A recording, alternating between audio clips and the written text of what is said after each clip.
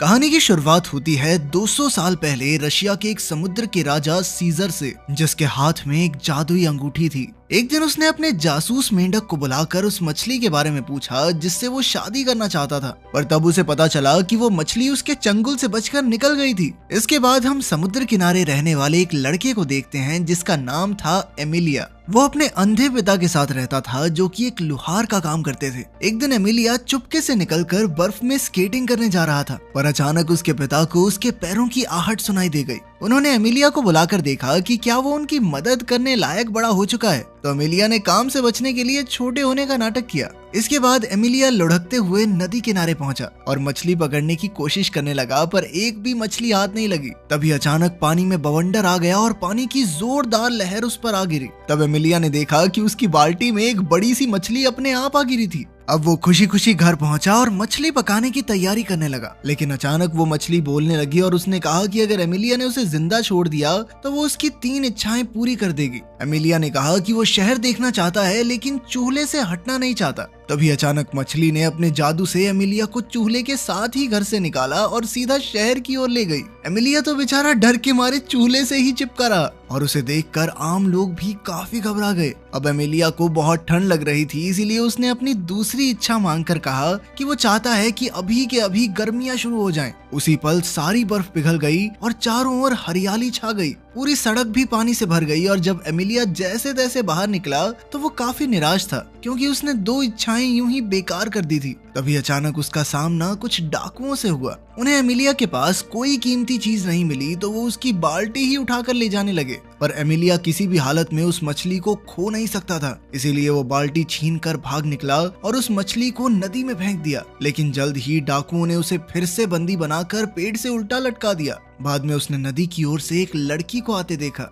उस लड़की ने एमिलिया को आजाद किया तो वो भागकर उस मछली को ढूंढने के लिए नदी के पास गया, लेकिन अफसोस कोई फायदा नहीं हुआ। तब उस लड़की ने अपना नाम वेसिलिसा बताया और उसकी आवाज सुनते ही एमिलिया पहचान गया कि यही वो मछली है। अब एमिलिया ने उसका स्कार्फ चुरा लिया ताकि वो भाग न सके और अपनी तीसरी इच्छा मांगने को तैयार हो गया। उसने कहा कि वो रशिया के राजा जार की बेटी राजकुमारी अनीसा से शादी करना चाहता है। उधर शाही महल में राजकुमारी अनीसा इंग्लैंड के राजकुमार लॉर्ड रॉथमैन के साथ थी। रॉथमैन उसे तरह तरह की बेशकीमती तोहफे देकर खुश करने की कोशिश कर रहा था। उसने राजकुमारी को एक ऐसा बाजा दिखाया जिसे अंदर से एक बौना आदमी बजाता था और सबको लगा कि ये अपने आप बज रहा है। जल्द ही एमिलिया और वासालिसा भी जार के महल में आ पहुंचे और उनकी बातें सुनने लगे। तब जार ने रॉथमैन को नीचा दिखाने के लिए कहा कि ये बाजा तो कुछ भी नहीं है, उसके पास तो एक ऐसी बिल्ली है जिसका गाना सुनते ही लोग खुद ब खुद नाचने लगते हैं। ये सुनकर रॉथमैन ने कहा कि वो भी ऐसी बिल्ली देखना चाहता है। तभी अचानक एमिलिया कूदकर वहां आया और उसने कहा कि वो इस जादुई बिल्ली को पकड़कर ला सकता है, लेकिन बदले में राजकुमारी अनीसा को उससे शादी करनी होगी।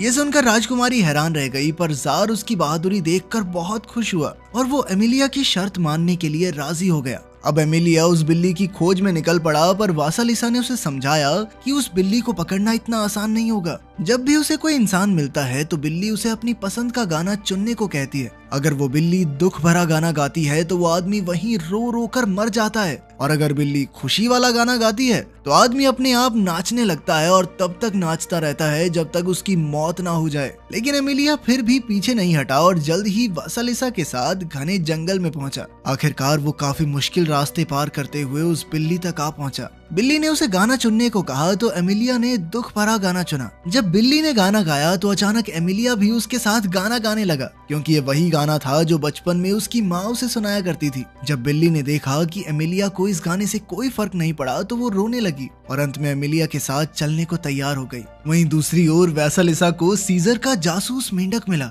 मेंढक ने उसे बताया कि शादी की सारी तैयारियां हो चुकी हैं। ये सब सुनकर एमिलिया को कुछ समझ नहीं आया तो वासालिसा ने उसे बताया कि एक बार सीजर ने उसे शिकारी के जाल से बचाया था, इसलिए वेसिलिसा पर उसका कर्ज है और अब सीजर बदले में उससे शादी करना चाहता है। खैर फिर वो जल्द ही शाही महल पहुंचे, जहां लॉर्ड रॉथमैन शादी के लिए राजकुमारी अनीसा का हाथ मांग रहा था, पर तभी एमिलिया बिल्ली के साथ अंदर घुस गया। जल्द ही बिल्ली ने गाना बजाना शुरू किया और सब लोग अपने आप नाचने लगे। तब जार ने उसे बिल्ली को कहीं दूर ले जाने का हुक्म दिया वो एमिलिया की बहादुरी से काफी प्रभावित था, लेकिन अब राजकुमारी शर्त के मुताबिक एमिलिया जैसे एक आम इंसान से शादी नहीं करना चाहती थी। इसीलिए उसने एमिलिया को एक और जोखिम भरा काम देने का फैसला किया। फिर रात को राजकुमारी अपनी माँ जरीना की आत्मा से मिली तो जरीना ने उसे एमिलिया के लिए एक बेहद खतरनाक काम बताया। फिर अगली सुबह लॉर्ड रॉथमैन अपने इंग्लिश जूसर से जार को खुश करने की कोशिश कर रहा था। इसके अंदर भी एक बौना आदमी था जो फलों और सब्जियों का जूस बनाकर बाहर निकालता था,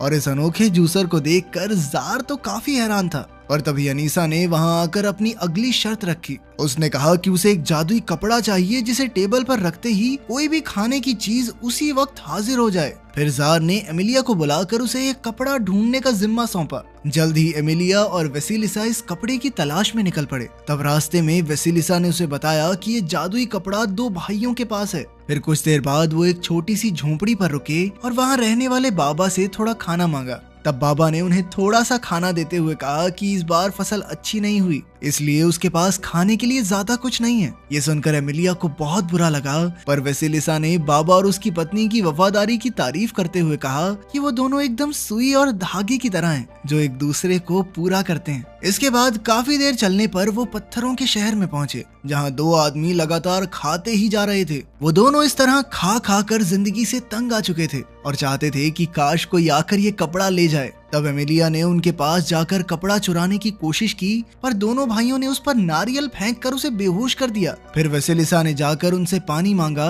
और जब उन्होंने पानी में अपनी परछाई देखी तो उन्हें बहुत पछतावा हुआ। उन्हें याद आया कि पहले वो बहादुर सिपाही थे जिन्होंने टर्की के सुल्तान का मुकाबला किया था, पर अब वो इतने मोटे हो चुके थे कि चलकर यहाँ से बाहर तक नहीं जा सकते। तब उन्होंने वेसिलिसा को ये कपड़ा ले जाने को कहा, पर ऐन वक्त पर उनका मन बदल गया। लेकिन तब तक वेसिलिसा बड़ी फुर्ती से कपड़े और एमिलिया दोनों को लेकर वहाँ से फरार हो गई। बाद में जब एमिलिया को होश आया तो उसने अपनी होने वाली पत्नी अनीसा के लिए फूल तोड़े। तब वेसिलिसा ने उसे समझाने की कोशिश की कि राजकुमारी तुझे जान से मारना चाहती है और तू उसके प्यार में लट्टू हुआ फिर रहा है, पर एमिलिया उसकी बात सुनने को राजी ही नहीं था। उसने वेसिलिसा को अनीसा के लिए लिखी हुई अपनी कविता सुनाई, जिसके आखिर में वो उसे प्रपोज करेगा। तो वेसिलिसा उसमें इतना खो गई कि उसने ही शादी के लिए हाँ कह दी। पर तभी उसने अपने ख्यालों की नगरी से बाहर आकर कहा कि तुम्हें किसी और से शादी करनी चाहिए, उस नकचड़ी राजकुमारी से नहीं। खैर बाद में जब वो कपड़ा लेकर शहर पहुंचे तो जार और राजकुमारी अनीसा को खबर मिली कि एमिलिया कपड़ा लेकर लौट आया है। जार और अनीसा तुरंत चौराहे पर पहुंचे तो उन्होंने देखा कि एमिलिया सारे शहर में लोगों को मुफ्त का खाना बांट रहा था। बाद में अनीसा ने कहा कि वो एमिलिया से शादी के लिए तैयार है, पर उसकी एक आखिरी शर्त थी, जिसके मुताबिक एमिलिया को अनीसा की मर चुकी माँ जरीना की आत्मा से उनकी शादी के लिए इजाजत लेनी होगी। अब एमिलिया एक बार फिर से उनकी शर्त पूरी करने के लिए राजी हो गया। फिर रात को वेसिलिसा ने उसे मरे हुए लोगों की दुनिया में जाने का रास्ता बताया, पर उसने एमिलिया को सावधान करते हुए कहा कि आज तक कोई भी वहाँ से लौट कर नहीं आया। लेकिन एमिलिया फिर भी डटा रहा। फिर रास्ते में वो दोनों एमिलिया के पिता से मिले, पर एमिलिया बिल्कुल चुप रहा ताकि उसके पिता को पता न चले कि वो यहाँ मौजूद है। इस दौरान उसके पिता ने वेसिलिसा के सामने एमिलिया के बारे में सारी अच्छी बातें कही। जल्द ही उन्हें एहसास हो गया कि एमिलिया भी यहीं है और उन्होंने उसे आवाज दी। तब एमिलिया ने अपनी सारी शरारतों के लिए उनसे माफी मांगी और वेसिलिसा से अपनी आखिरी इच्छा मांगने का फैसला किया। वो चाहता था कि उसके पिता की आंखों की रोशनी वापस आ जाए, और वेसिलिसा ने उसकी इच्छा पूरी भी कर दी। बाद में जब वो दोनों नदी किनारे पहुंचे तो एमिलिया ने वेसिलिसा का शुक्रिया अदा किया और उसका स्कार्फ लौटा दिया, पर वेसिलिसा फिर भी उसके साथ आगे बढ़ी और जल्द ही दोनों मुर्दों की दुनिया में पहुंच गए। फिर वहाँ का राजा कुसाई उनसे मिलने आया तो खुलासा होता है कि वेसिलिसा असल में उसकी बेटी थी। एक बार वेसिलिसा ने एक बहुत बड़ी गलती की थी तो कुसाई ने उसे मछली बना दिया था। फिर वेसिलिसा ने कुसाई को जरीना की आत्मा को बुलाने को कहा। जब जरीना की आत्मा वहाँ आई तो उन्हें पता चला कि उसे भूखे रहने की सजा मिली थी, जिस वजह से उसकी मौत हो गई। अब एमिलिया ने कहा कि मैं आपकी बेटी से शादी करना चाहता हूँ, पर जरीना ने साफ इनकार कर दिया। लेकिन अपनी बेटी वेसिलिसा की मदद करने के बदले कुसाई को लगा कि मुझे इस लड़के की मदद करनी चाहिए, तो उसने जरीना को खाना देकर उसका श्राप हटाने की बात कही, जिसके बाद आखिरकार जरीना शादी के लिए राजी हो गई। उधर जार ने ये देखा तो वो बेहद खुश हुआ। इधर वेसिलिसा ने अपने पिता को अलविदा कहा तो उन्होंने कहा कि यहाँ से निकलते ही एमिलिया ने जो कुछ भी देखा वो सब कुछ भूल जाएगा। ये सुनकर वेसिलिसा एमिलिया की ओर दुख भरी नजरों से देखकर मुस्कुरा रही थी। अगली सुबह एमिलिया की आंख खुली तो वो वेसिलिसा को भूल चुका था। वो किनारे पर आते ही भाग गया और वेसिलिसा फिर से मछली बनकर नदी में चली गई। इसके बाद एमिलिया अनीसा के पास पहुंचा पर उसने कहा कि उसे किसी और से प्यार हो गया है, लेकिन उसे ये याद नहीं है कि आखिर वो कौन है। ये सुनते ही अनीसा ने खुशी खुशी एमिलिया को गिरफ्तार करने का हुक्म दे दिया। इसके बाद उसे चौराहे पर ले जाकर ऐलान कर दिया गया कि उसने जो भी कारनामे किए वो जादू की मदद से किए, इसीलिए अब राजकुमारी अनीसा को धोखा देने के जुर्म में उसे मौत के घाट उतारा जाएगा। ये सुनकर जार निराश होकर वहाँ से चला गया। फिर अपने आखिरी वक्त में एमिलिया ने अपना बचपन और अपने पिता के साथ बिताए समय को याद किया। तभी अचानक वेसिलिसा सीजर के चंगुल से बचकर एक बार फिर वहाँ पहुंची। वेसिलिसा ने एमिलिया को रिहा करवाने के बदले में अनीसा को अपनी शक्तियाँ देने का वादा किया और अनीसा ने खुशी खुशी एमिलिया को रिहा कर दिया। फिर अनीसा ने अपनी पहली इच्छा मांगकर खुद को रानी बना दिया। उसने अपने पिता जार से उसका ताज छीनकर उसे एक टावर में कैद कर दिया।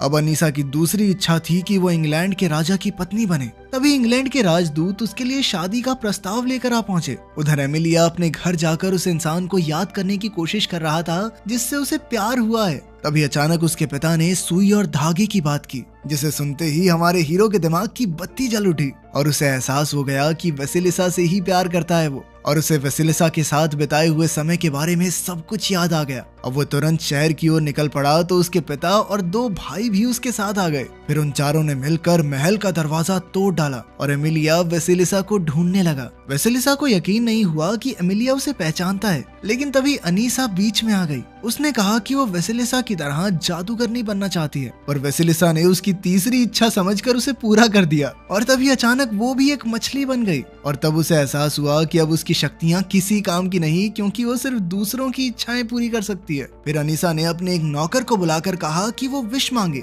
कि अनीसा की शादी दुनिया के सबसे ताकतवर राजा से हो जाए। जैसे ही नौकर ने उससे ये इच्छा मांगी तो अचानक ही समुद्र से सीजर बाहर निकला और अनीसा को अपने साथ ले गया, क्योंकि असल में तो वही दुनिया का सबसे ताकतवर राजा था। आखिरकार वेसिलिसा का श्राप खत्म हुआ और एमिलिया ने उसके पास जाकर अपनी कविता सुनाई और आखिर में उसे चूम लिया। अंत में एमिलिया और वेसिलिसा हमेशा हमेशा के लिए एक हो गए। अगर आपको ये अलग सी कहानी अच्छी लगी और ऐसी ही और कहानियां सुनना चाहते हैं तो कमेंट्स में जरूर बताना।